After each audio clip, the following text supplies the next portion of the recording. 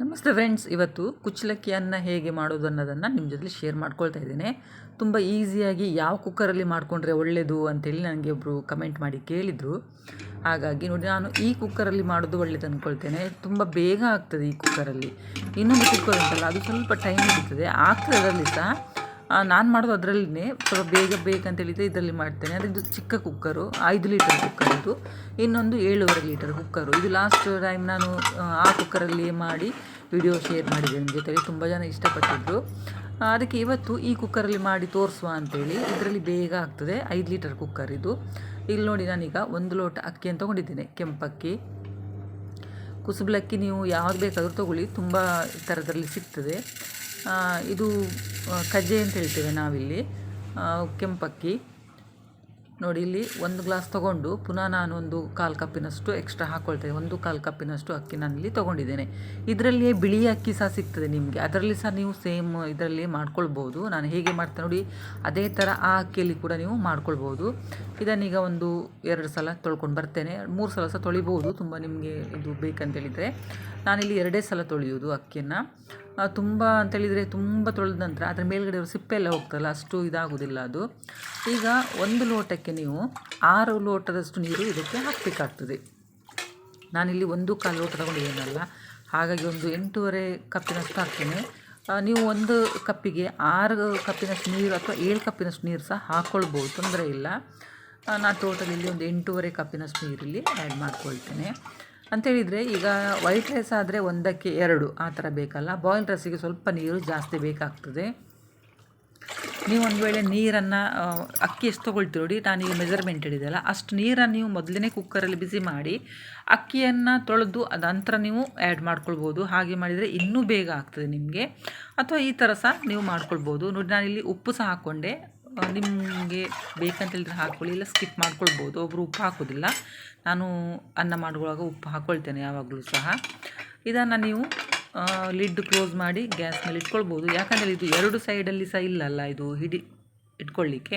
ಇದು ಒಂದು ಸೈಡಲ್ಲಿ ಮಾತ್ರ ಇರೋದು. ಹಾಗಾಗಿ ಇಡಲಿಕ್ಕೆ ನಿಮಗೆ ಕಷ್ಟ ಆದರೆ ಗ್ಯಾಸ್ ಆನ್ ಮಾಡಿ ಮತ್ತೆ ಇಟ್ಟು ಆಮೇಲೆ ಲಿಡ್ ಕ್ಲೋಸ್ ಮಾಡಿ. ಹಾಗೆ ನೋಡಿ, ಇಲ್ಲಿ ಇಡುವಾಗ ಇದು ದೊಡ್ಡ ಉರಿ ಬರ್ತದೆ ನೋಡಿ, ಅಲ್ಲಿ ಇಟ್ಕೊಳ್ಳಿಕ್ಕೆ ಹೋಗಬೇಡಿ. ಮತ್ತು ಸಣ್ಣ ಉರಿಯಲ್ಲಿ ಸಹ ಇಡಬೇಡಿ. ಇದು ಇನ್ನೊಂದು ಮೀಡಿಯಮ್ ಉರಿ ಬರ್ತದೆ ನೋಡಿ, ಅದ್ರ ಮೇಲೇ ಇಟ್ಕೊಳ್ಳಿ. ದೊಡ್ಡ ಉರಿಯಲ್ಲಿ ಇಟ್ಟರೆ ನಿಮಗೆ ಕರೆಕ್ಟಾಗಿ ಬೆಂದು ಬರೋದಿಲ್ಲ, ಅಷ್ಟು ಬೇಗ ಬೇಗ ಸೀಟಿ ಆಗ್ತದಲ್ಲ. ಹಾಗಾಗಿ ಇದು ಮೀಡಿಯಮಲ್ಲಿ ಇಟ್ಟರೆ ಕರೆಕ್ಟ್ ಆಗ್ತದೆ ನಿಮಗೆ. ನೋಡಿ, ನಾನಿಲ್ಲಿ ಗ್ಯಾಸ್ ಆನ್ ಮಾಡಿ ಕುಕ್ಕರ್ ಇಟ್ಕೊಂಡೆ, ಅದರ ನಂತರ ಲಿಡ್ ಕ್ಲೋಸ್ ಮಾಡ್ತಾ ಇದ್ದೇನೆ. ಒಬ್ಬರಿಗೆ ಈ ಕುಕ್ಕರ್ದು ಲಿಡ್ ಕ್ಲೋಸ್ ಮಾಡಲಿಕ್ಕೆ ಆಗೋದು ತುಂಬ ಈಸಿ ಹಾಕಲಿಕ್ಕೆ. ನೋಡಿ, ಒಳಗಡೆಯಿಂದ ಹೀಗೆ ತೊಗೊಂಡು ಅಲ್ಲಿ ಇದು ಮಾಡಿದರೆ ಆಯಿತು, ಫಿಕ್ಸ್ ಮಾಡಿದರೆ ಆಯಿತು. ಈಗ ಇದು ವಿಸಿಲ್ ಬರಲಿ ಮತ್ತು ಹೇಳ್ತೇನೆ ನಾನು. ನೋಡಿ, ನಾನಿಲ್ಲಿ ಹೈ ಫ್ಲೇಮಲ್ಲಿ ಇಟ್ಕೊಂಡಿದ್ದೇನೆ. ಈಗ ವಿಸಿಲ್ ನೋಡಿ, 4 ವಿಸಿಲ್ ನಾನಿಲ್ಲಿ ತರಿಸ್ತೇನೆ. ದೊಡ್ಡ ಉರಿಯಲ್ಲಿ ಇಟ್ಟು 4 ವಿಸಿಲ್ ತರಿಸ್ಕೊಳ್ತೇನೆ. ಆದಷ್ಟು ನೆನಪಿಟ್ಕೊಳ್ಳಿ, ನೀವು ಗ್ಯಾಸ್ ಫ್ಲೇಮ್ ಉರಿ ದೊಡ್ಡ ಬರ್ತದೆ ನೋಡಿ, ಅದರಲ್ಲಿ ಇಟ್ಕೊಳ್ಳಿಕ್ಕೆ ಹೋಗಬೇಡಿ. ಮೀಡಿಯಮ್ ಉರಿ ಬರ್ತದೆ ನೋಡಿ, ಅಲ್ಲಿನೇ ಇಟ್ಕೊಳ್ಳಿ ಇದನ್ನು. ಮತ್ತು ಲೋ ಇದರಲ್ಲಿ ಬರ್ತದೆ ನೋಡಿ, ಚಿಕ್ಕದು ಬರ್ನ, ಅದರಲ್ಲಿ ಸಹ ಇಟ್ಕೊಳ್ಳಿಕ್ಕೆ ಹೋಗಬೇಡಿ.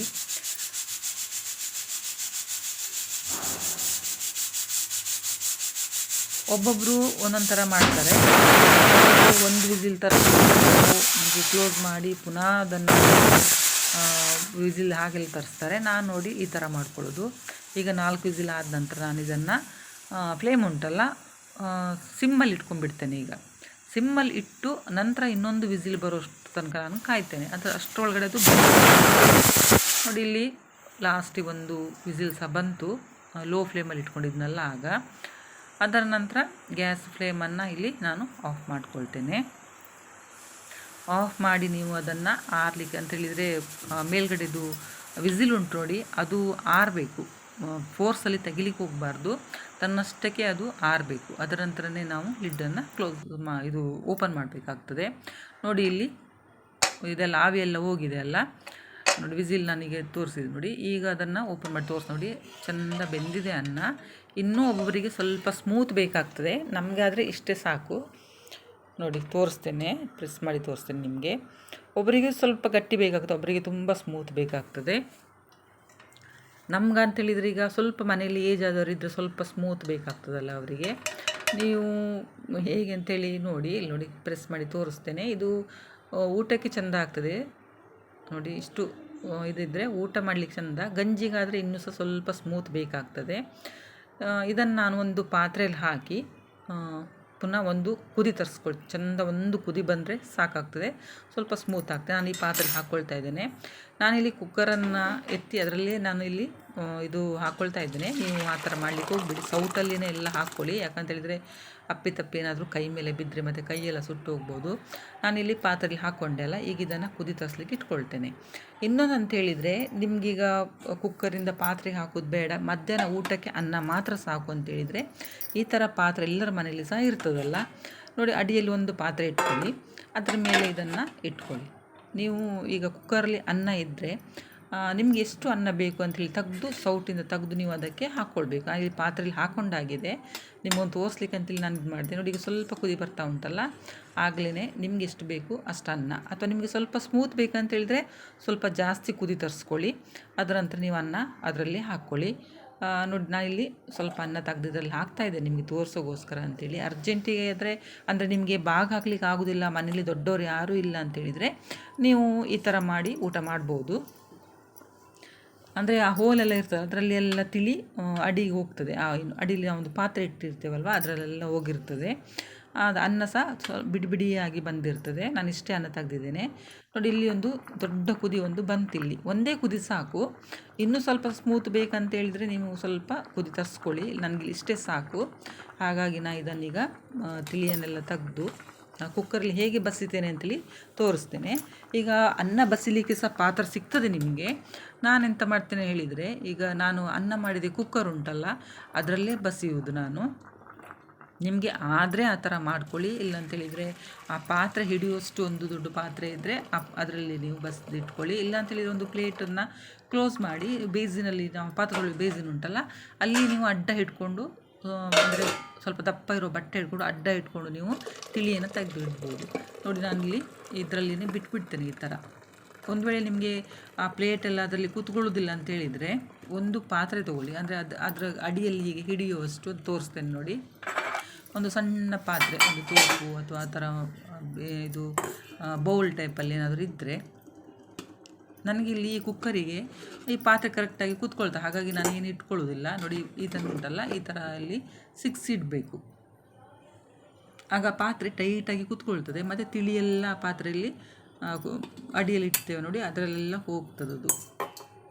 ನಿಮಗೆ ಯಾವುದು ಸುಲಭ ಅನ್ನಿಸ್ತದೆ ನೋಡಿ ಆ ಥರ ನೀವು ಮಾಡ್ಕೊಳ್ಳಿ. ಒಂದು 5 ನಿಮಿಷ ಬಿಟ್ಟರೆ ಸಾಕಾಗ್ತದೆ.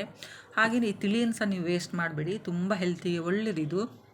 ನೀವು ಇದನ್ನು ಸ್ವಲ್ಪ ಉಪ್ಪು ಹಾಕಿ ಕುಡಿಬೋದು. ಹಾಗೆ ಅನ್ನಕ್ಕೆ ಬೇಕಾದರೆ ಅದನ್ನೇ ನೀವು ತಿಳಿ ಹಾಕಿ ಗಂಜಿ ಥರ ಊಟ ಮಾಡ್ಬೋದು ನೋಡಿ. ಅನ್ನ ಇಲ್ಲಿ ರೆಡಿ ಆಗಿದೆಯಲ್ಲ, ಬೇಕಂತೇಳಿದರೆ 1 ನಿಮಿಷ ಸಹ ಬೇಡ, 1 ಸೆಕೆಂಡ್ ನೀವು ಗ್ಯಾಸ್ ಆನ್ ಮಾಡಿ ಲೋ ಫ್ಲೇಮಲ್ಲಿ ಒಂದು ಚೂರು ಬಿಸಿ ಮಾಡ್ಕೊಳ್ಬೋದು. ಅಡಿಯಲ್ಲಿ ಏನಾದರೂ ಸ್ವಲ್ಪ ತಿಳಿಯುತ್ತೆ ಅಂತೇಳಿ.